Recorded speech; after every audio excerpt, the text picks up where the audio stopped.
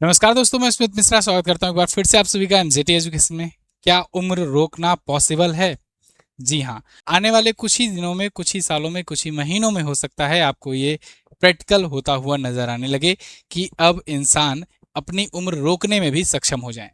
Science बढ़ते बढ़ते इतना बढ़ जाएगा, किसी को अंदाजा नहीं था। खैर, आज हम लोग बात करेंगे एंटी एजिंग दवाइयों के बारे में। एंटी एजिंग दवाइयों का सफलतापूर्वक ट्रायल किया गया है, परीक्षण किया गया है, और इस परीक्षण से क्या नतीजे आए हैं, क्या प्रोसेस है, सब कुछ आसान भाषा में मैं आपको समझाऊंगा कि कैसे बूढ़े भी अब जवान हो जाएंगे, या कहें कि जो जवान होंगे वो अपने एज को रोक सकेंगे। मतलब उनकी एज बढ़ेगी ही नहीं, वो आगे पता नहीं कितने सालों तक जी सकते हैं। तो अगर ऐसा होने लगा तो सोचिए आप पॉसिबिलिटी कि क्या क्या हो सकता है। जितने भी दुनिया के जो तानाशाह राष्ट्रपति हैं, जो तानाशाह प्रधानमंत्री हैं, ऐसे जो लोग हैं वो चाहेंगे हमेशा अपनी सीट पर बने रहें। या फिर जो बिलेनियर हैं, जिनके पास बहुत सारे पैसे हैं, क्योंकि ऑब्वियस सी बात है ये अगर परीक्षण सफल हुआ तो इसकी जो कीमत होगी वो बहुत ज़्यादा महंगी होगी। तो जो बहुत बड़े अमीर अमीर व्यक्ति हैं, बिलेनियर हैं, वो चाहेंगे कि वो सबसे पहले इस दवा का या इस थेरेपी का इस्तेमाल करें। खैर, जो भी होगा उस पर तो हम लोग बाद में डिस्कशन करेंगे। लेकिन आप यहाँ पर आर्टिकल देखिए, एक नया इरा शुरू हो रहा है, एक नए युग की शुरुआत हो रही है। अगर ये सक्सेस हो जाता है, न्यू एंटी एजिंग जो मेडिसिन है, ये अगर सक्सेस हो जाता है, मतलब अभी ट्रायल तो सक्सेस हो गया है, लेकिन अब इसको थोड़ा सा मॉनिटर किया जाएगा कुछ सालों तक, अगले या कुछ महीनों तक, जिस पर परीक्षण किया गया है। अगर वो रहता है सक्सेस, तो फिर इसका मतलब है कि एक नए युग की शुरुआत है, एक नई क्रांति होगी मेडिकल में। तो आप आज की वीडियो में इसको समझेंगे, रिवर्स एजिंग क्या है, बुढ़ापा रोकने की दवा इंसानों में जो ट्रायल किया गया है कैसे किया गया है, कितने तरीके होते हैं आदमियों के, व्यक्तियों के उम्र को रोकने का, या कहें एज को बढ़ाने का, उम्र को बढ़ाने का कितने तरीके होते हैं ये भी मैं आपको बताऊंगा। ठीक है, आप भी अगर होगा तो कोशिश करना उस उनमें से कोई एक तरीका लगाने का। हाँ, लेकिन मिनिमम एज वाली तो दिक्कत होती है भाई। अगर कोई वैकेंसी का फॉर्म डाल रहे हो तो उसमें 28 साल, 30 साल, 32 साल मिनिमम वाला तो दिक्कत होता ही है। मिनिमम को तो आप नहीं बदल सकते हो। इस वीडियो के माध्यम से मैं मैक्सिमम वाली जो एज है उसको बढ़ाने की बात कर रहा हूँ। तो मिनिमम एज के लिए जो लिमिटेशन है उसके लिए चाहिए कि आप बेहतर तैयारी करें, जिससे कम एज के अंतर्गत, मतलब जो लिमिटेशन है उसके अंतर्गत ही सिलेक्शन ले सकें। तो सिलेक्शन के लिए आपके लिए लाया गया है ब्रह्मास्त्र करंट अफेयर। ब्रह्मास्त्र करंट अफेयर की जो पुस्तक है, ये करंट अफेयर का संपूर्ण कवरेज देती है। आप किसी भी एग्जाम की तैयारी कर रहे हो, आपके पास ब्रह्मास्त्र तो होने ही चाहिए। करंट अफेयर की ब्रह्मास्त्र मतलब 5000 प्लस अध्यायवार plus one liner questions, chapter wise detail explanations, static GK के साथ आपको बेहतरीन मिलेगा। इससे बेहतरीन आपको करंट अफेयर के सेगमेंट में कोई बुक नहीं देखने को मिलेगी। हर साल हमारी ब्रह्मास्त्र की पुस्तक आती है, इस बार भी आ चुकी है। लिंक डिस्क्रिप्शन में दिया गया है, या फिर यहाँ पर फ्लिपकार्ट का एफिलिएट लिंक आ रहा होगा, उस पर क्लिक कीजिए, जाइए ऑर्डर कीजिए। और आप जा करके जल्दी से जल्दी ऑर्डर करेंगे तो जल्दी से जल्दी पढ़ना स्टार्ट कर देंगे। अब आते हैं सीधे टॉपिक पर। एज बढ़ाने के, या कहें उम्र को रोकने के, वैसे तो 4 मुख्यतः तरीके बताए गए हैं कि किन किन तरीकों से रोक सकते हो। पहला जो तरीका है वो ये है जीन थेरेपी। जीन थेरेपी में क्या होता है, इंसानों के जीन में परिवर्तन या मॉडिफिकेशन करके, थेरेपी कर के माध्यम से उनकी उम्र बढ़ाई जाती है। मतलब उनके डीएनए या जीन को बदलकर बीमारी का इलाज किया जाता है, और फिर वो जब बीमारी ठीक हो गई, मतलब जैसे मान लो कि उम्र के साथ साथ मान लो मोतियाबिंद हो जाता है आंखों में, वो मोतियाबिंद अगर मान लो डीएनए के माध्यम से ऐसा कुछ कर दिया गया कि परमानेंट हो गया वो सही, तो फिर अगर वो परमानेंट हो गया सही, तो मतलब वो आपका दोबारा से ताजा हो गई, आंख आंख ताजा हो गई, तो वो उसकी एज बढ़ गई। ऐसे मान लो आपका किडनी खराब हुआ, किडनी की भी भाई एक टाइम पीरियड होगा, वो खराब होने लगा, अब आप किडनी चेंज कर दो। ऐसे ही एक एक अंग अगर चेंज करते जाओ, डीएनए के माध्यम से उसकी थेरेपी करते जाओ, तब भी आप एज बढ़ा सकते हो। मतलब आप ऐसे समझो कि आपका जैसे लैपटॉप है, लैपटॉप में बैटरी खराब हो तो एक बार बैटरी आप चेंज करा लिए, फिर आगे चल करके आपका मान लीजिए उस लैपटॉप में फ़ैन खराब हुआ तो आप फ़ैन चेंज करा लिए, फिर मान लीजिए कोई पोर्ट खराब हुआ तो आप पोर्ट चेंज करा लिए। तो ऐसे में धीरे धीरे करके उसका एक एक अंग नया हो गया। अब एक एक अंग नया हो गया तो फिर वो उसकी एज और बढ़ गई, है ना। तो ऐसे ही मनुष्यों में भी हो सकता है पॉसिबल। भाई क्यों नहीं हो सकता, आज के टाइम पर हार्ट ट्रांसप्लांटेशन पॉसिबल है, किडनी ट्रांसप्लांटेशन पॉसिबल है, आई ट्रांसप्लांटेशन होता है। तो जब ये सब ट्रांसप्लांटेशन संभव है, तो क्यों नहीं एक ही व्यक्ति के अंदर ये सब नहीं हो सकता? हो सकता है बिल्कुल। तो इस थेरेपी पर भी काम किया जा रहा है। इसके बाद 3D bio printing. 3D bio printing में खास बायो इंक और जीवित कोशिकाओं की मदद से शरीर के टिश्यू और अंगों जैसे हिस्से को प्रिंट किए जाते हैं। देखिए कोशिकाएं जो होती हैं, आप जानते हो शरीर की सबसे छोटी सेल होती है। अब कोशिकाओं से बनता है ऊतक, ऊतकों के समूह से बनता है अंग, ठीक है। अब कोई अंग मतलब डैमेज अगर हो रहा होता है तो उसकी छोटी सी छोटी जो इकाई होती है वो कोशिका होती है।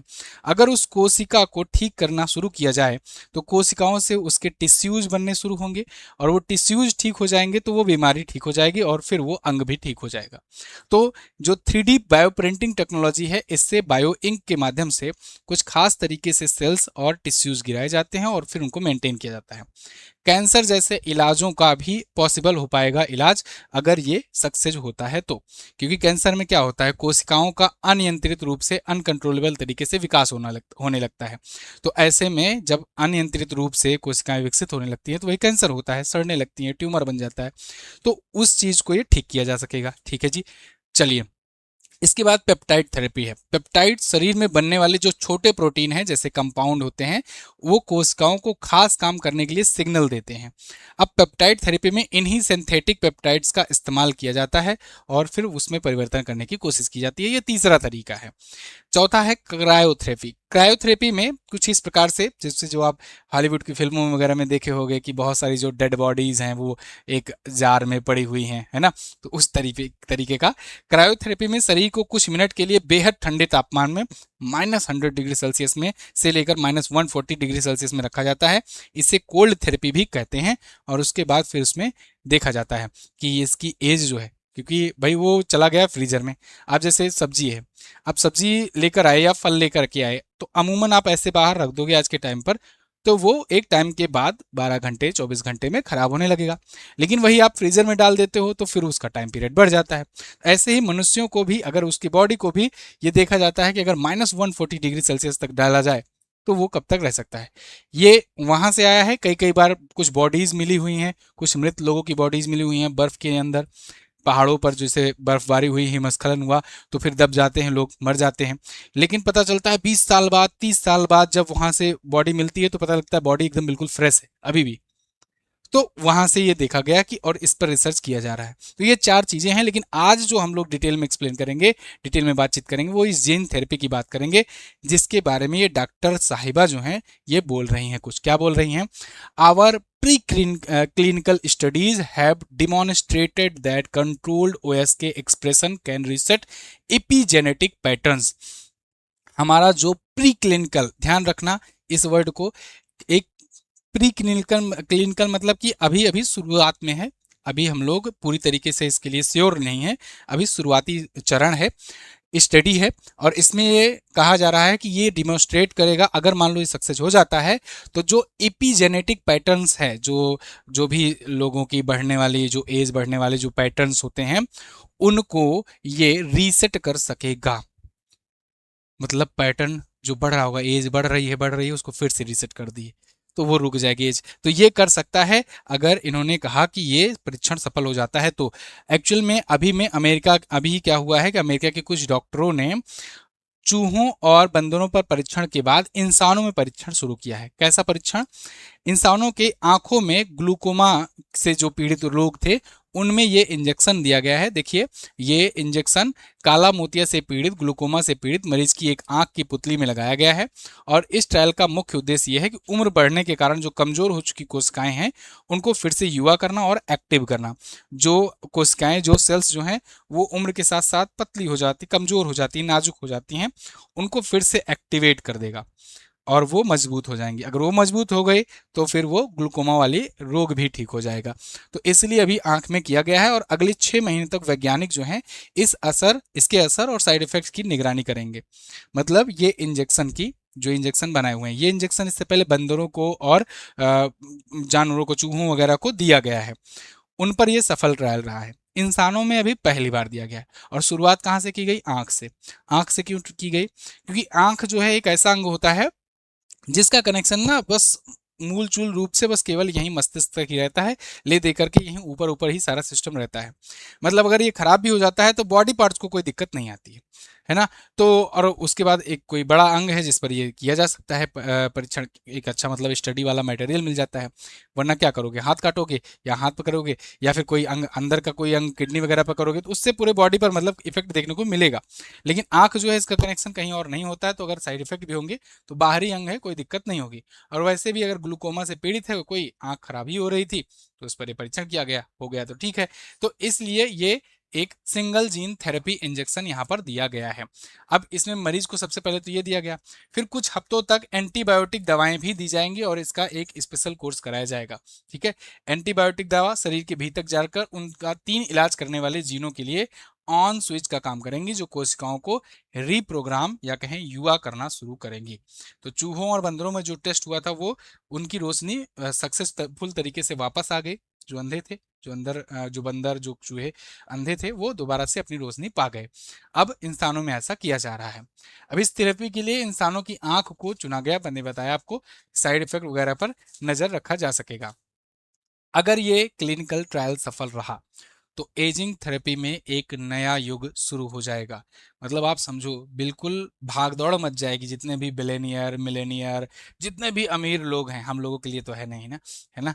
तो जो अमीर लोग हैं वो पीछे पड़ जाएंगे, भाई हमें लाओ हमें लाओ, हमें और हमारी बढ़नी नहीं चाहिए, भले से आकर के कोई गोली मार दे तो एक ही मिनट में काम तमाम हो जाए। हाँ भाई, ये एज रोक सकता है, अपराध थोड़ी ना रोकेगा। खैर, तो ये हो तो एक नया युग शुरू हो जाएगा। लक्ष्य पूरे शरीर की कोशिकाओं को फिर से युवा और सक्रिय बनाना है।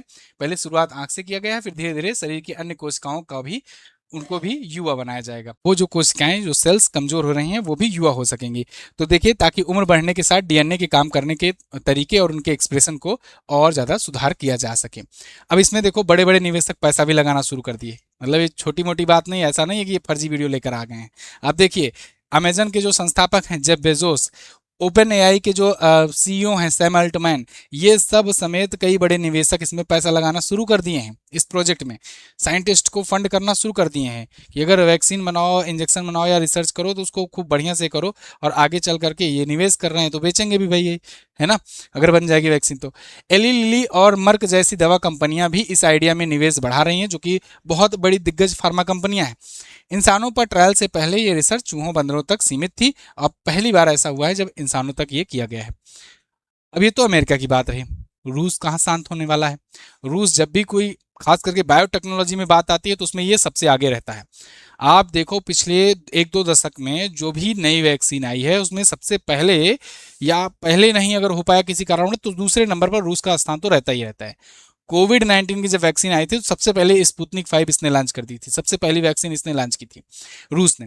तो रूस भी यहाँ पर इस प्रोजेक्ट पर लगा हुआ है जोर शोर से। रूस भी बुढ़ापा रोकने की तकनीक बना रहा है। ये क्या कर रहा है, ये थोड़ा सा अलग ढंग से, अलग तरीके से काम कर रहा है। जो मैंने आपको लैपटॉप वाला पैटर्न बताया ना, कि अंग बदलते जाओ एक एक, है ना। जैसे सुअर के अंदर इंसानी अंग का उगाने पर काम कर रहा है, सुअर के अंदर इंसानी अंग उगा रहा है। अगर ये होने लगेगा तो पहले सुअर को जीवित करेंगे, उनका एज बढ़ाएंगे, उसके बाद फिर इंसानों को बढ़ाना शुरू करेंगे। ठीक है, मतलब कुल मिलाकर के ये उस पैटर्न पर काम कर रहे हैं कि एक एक अंग जो है उगाते रहो और उस अंग को फिर इंसानों के अंदर लगाओ और अंग बाई अंग चेंज करते रहो, है ना। तो अंग बाई अंग, अंग से अंग जो है चेंज होते रहेंगे और आप आगे बढ़ते रहेंगे, आपकी उम्र कभी घटेगी नहीं। खैर, ये तो रही हमारी एनालिसिस इस वीडियो पर, इस टॉपिक पर। आपको कैसी लगी आप कमेंट करके जरूर बताइए। चैनल पर नए हैं, चैनल को सब्सक्राइब जरूर करना। और हाँ, अगर आप किसी गवर्नमेंट एग्जाम की तैयारी कर रहे हैं तो ब्रह्मास्त्र करंट अफेयर की किताब अपनी आ चुकी है। इस किताब को ऑर्डर कीजिए फटाफट से। फ्लिपकार्ट का लिंक डिस्क्रिप्शन में दिया गया है और यहाँ पर भी आपको बन करके आ जाएगा। पिन कमेंट में भी मैंने छोड़ रखा, वहां से भी जा करके आप इसे ऑर्डर कर सकते हैं। इस वीडियो को शेयर कीजिए अपने घर के, खास करके बूढ़े बुजुर्ग लोगों तक होप पहुंचाइए, उन तक वीडियो को शेयर कीजिए और बताइए कि दवा आ रही है, थोड़ा और रुकिए। Thank you so much. जय हिंद, वंदे मातरम।